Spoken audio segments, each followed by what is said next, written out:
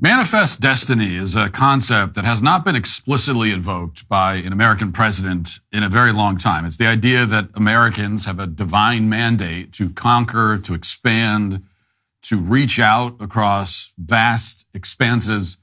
If James Polk hadn't embraced manifest destiny in the middle of the 19th century, there's a very good chance that America wouldn't look anything like what it does today. We wouldn't have states like California and Utah and Oregon and Washington and many more. I mean, if we didn't have the spirit of manifest destiny, really from the beginning of our nation's history, our country never would have gained access to the Pacific. We would have established no foothold west of the Mississippi at all. Foreign powers would have retained control over wide swaths of the North American continent.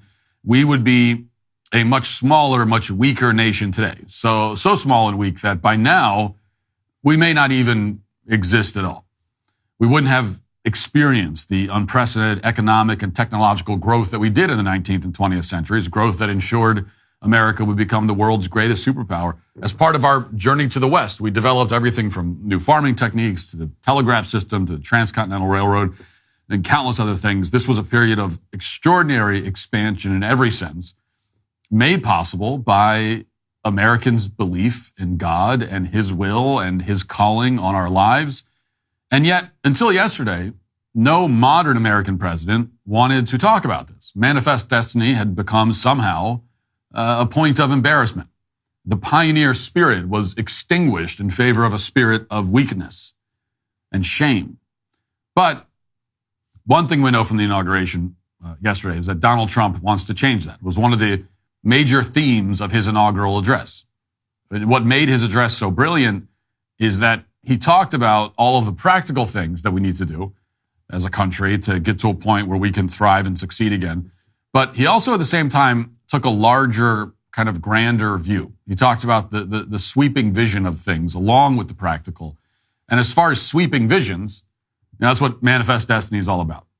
So Trump was not paralyzed or guilt-ridden by the idea of manifest destiny. He wasn't focused on the plight of so-called indigenous people, quote unquote. He didn't make any apologies for this country or the people living here or our history, our ancestors. Instead, he affirmed that God wants this country to succeed and grow and flourish. He also affirmed that America was a great country when it had the will and desire to explore and expand and conquer, and that we need to return to those principles. And then Trump explained what exactly that will look like in a modern context. Watch. The United States will once again consider itself a growing nation, one that increases our wealth, expands our territory, builds our cities, raises our expectations, and carries our flag into new and beautiful horizons. And we will pursue our manifest destiny into the stars, launching American astronauts to plant the stars and stripes on the planet Mars.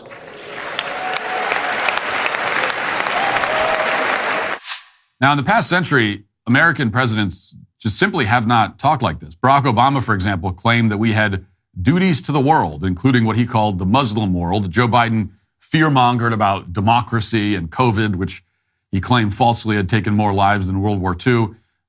In fact, even if you go back and watch Trump's first inaugural address back in 2017, you're not going to find rhetoric about America's divine mandate to grow, expand, and flourish.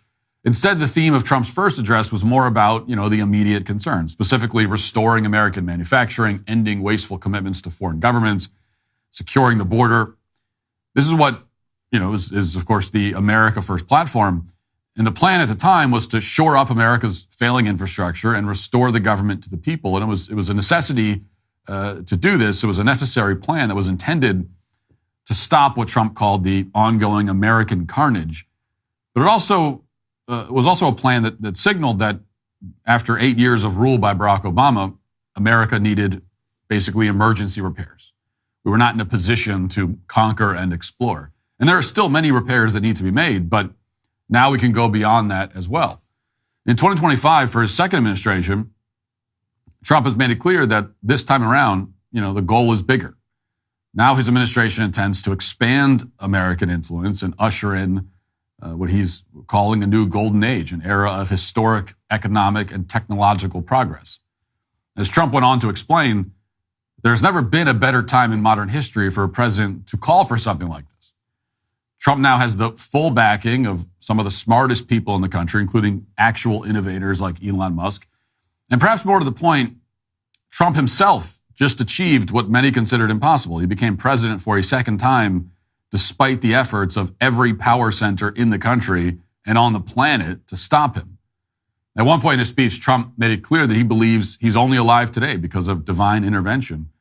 And inspired by this near-death experience, he's now committed to reviving Manifest Destiny, a desire to explore and conquer that has defined Americans since our country was founded. Watch. Ambition is the lifeblood of a great nation. And right now, our nation is more ambitious than any other. There's no nation like our nation.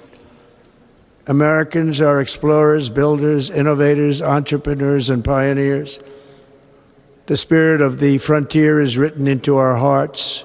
The call of the next great adventure resounds from within our souls. Our American ancestors turned a small group of colonies on the edge of a vast continent into a mighty republic of the most extraordinary citizens on earth. No one comes close. Americans pushed thousands of miles through a rugged land of untamed wilderness. They crossed deserts, scaled mountains, braved untold dangers, won the Wild West, ended slavery, rescued millions from tyranny, lifted billions from poverty, harnessed electricity, split the atom, launched mankind into the heavens, and put the universe of human knowledge into the palm of the human hand. If we work together, there is nothing we cannot do and no dream we cannot achieve. Many people thought it was impossible for me to stage such a historic political comeback. But as you see today, here I am. The American people have spoken.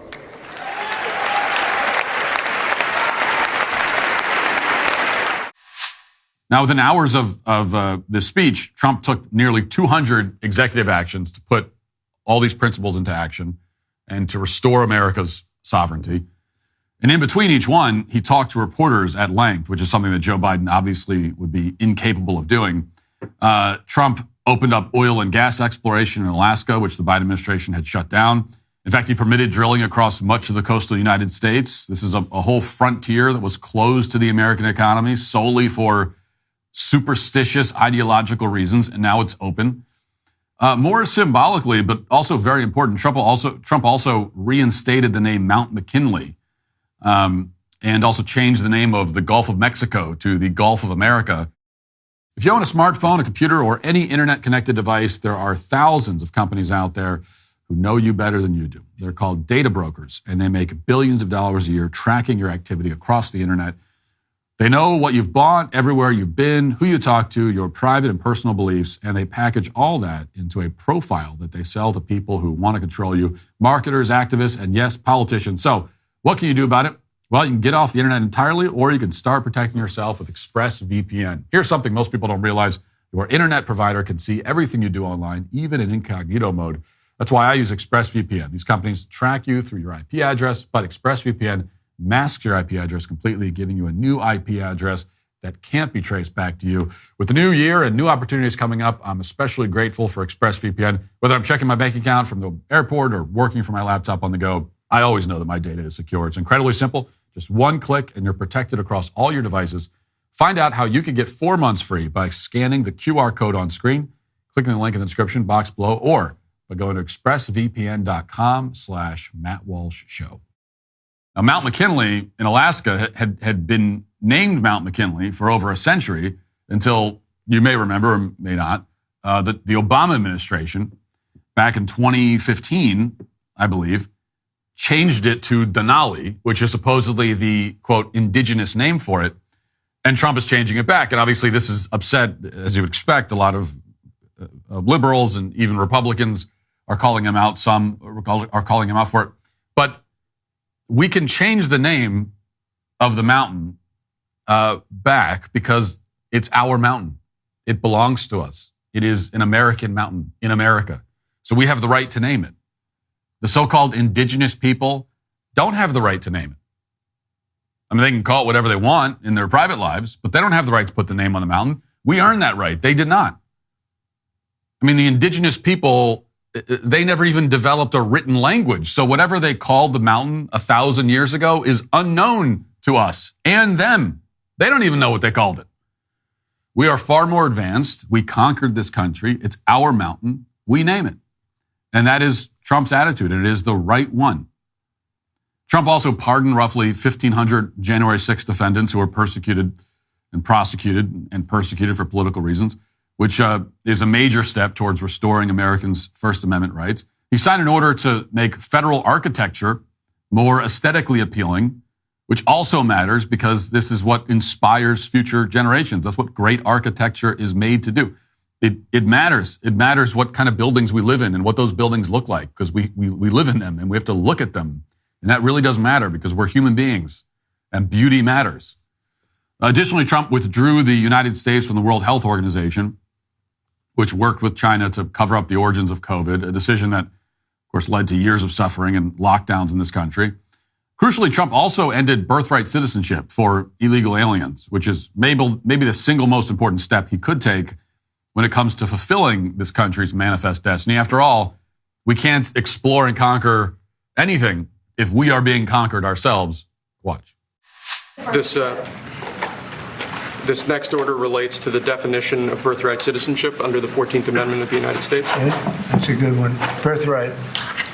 That's a big one. What about that one in the courts? That one is likely to be challenged. Could be. We think we have good grounds, but you could be right. I mean, you'll find out. It's ridiculous. We're the only country in the world that does this with birthright, as you know.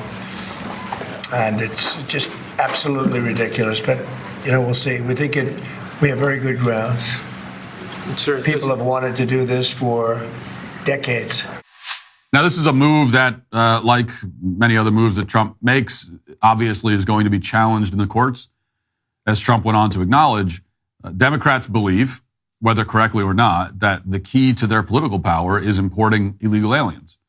Because most of those illegal aliens will eventually have children, and then those children become American citizens and can vote in future elections, and they're just assuming that those children will vote for them, although it turns out that even that assumption looks like is not exactly correct. So, but on that assumption, Democrats are going to fight very hard to make sure that this executive order is overturned. It's not clear at the moment if they'll win. There's no Supreme Court case that's ever directly addressed this particular issue, but it's clear that birthright citizenship for the children of illegal aliens is one of the most destructive policies that's ever been implemented in this country. It gives a massive incentive for foreign nationals to flood across the border and fundamentally reshape this country. But Trump isn't just relying on this one executive order. He's also already fired the people who are responsible for the fraudulent asylum process in this country, which is a major loophole that illegal aliens have been exploiting forever.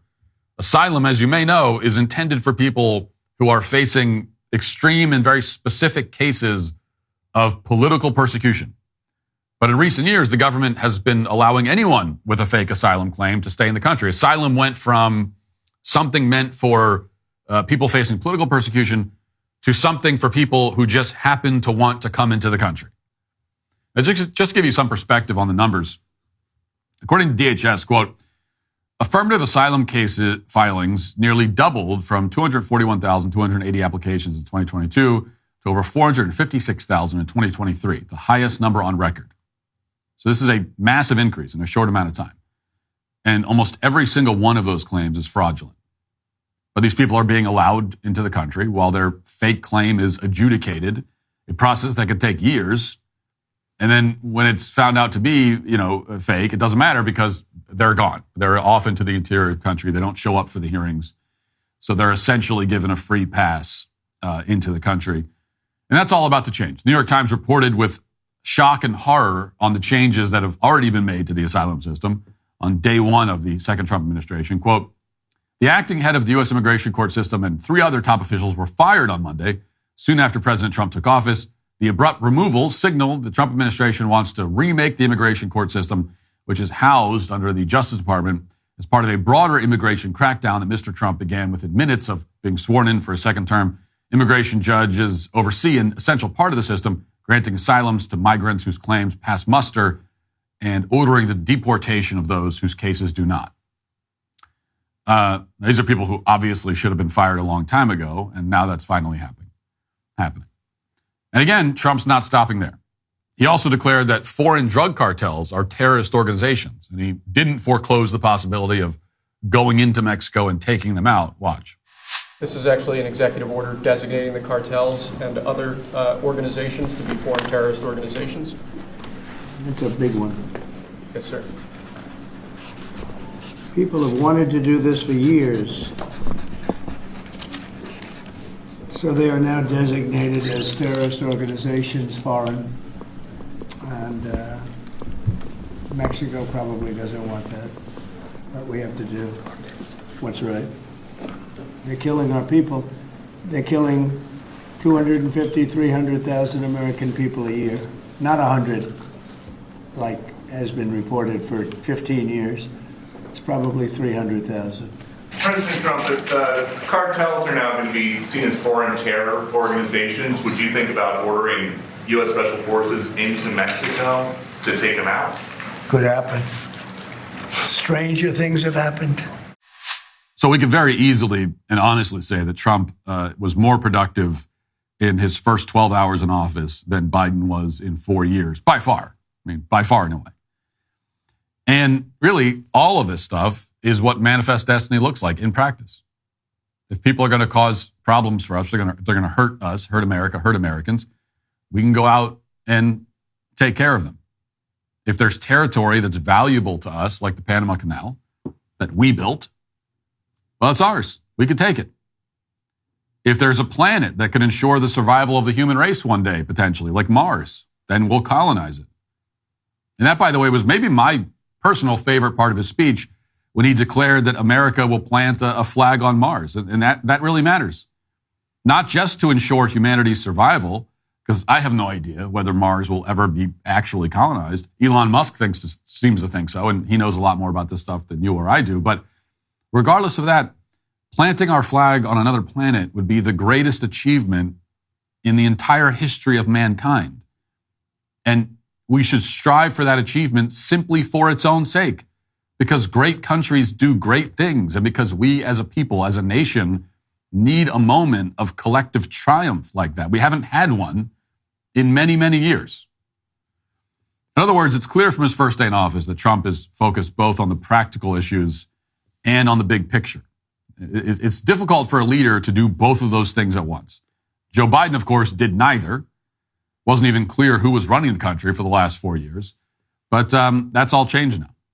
And if Trump could keep up this level of focus and momentum through all 4 years, which isn't going to be easy, but if he can, then this has the chance to be one of the great presidential terms in American history.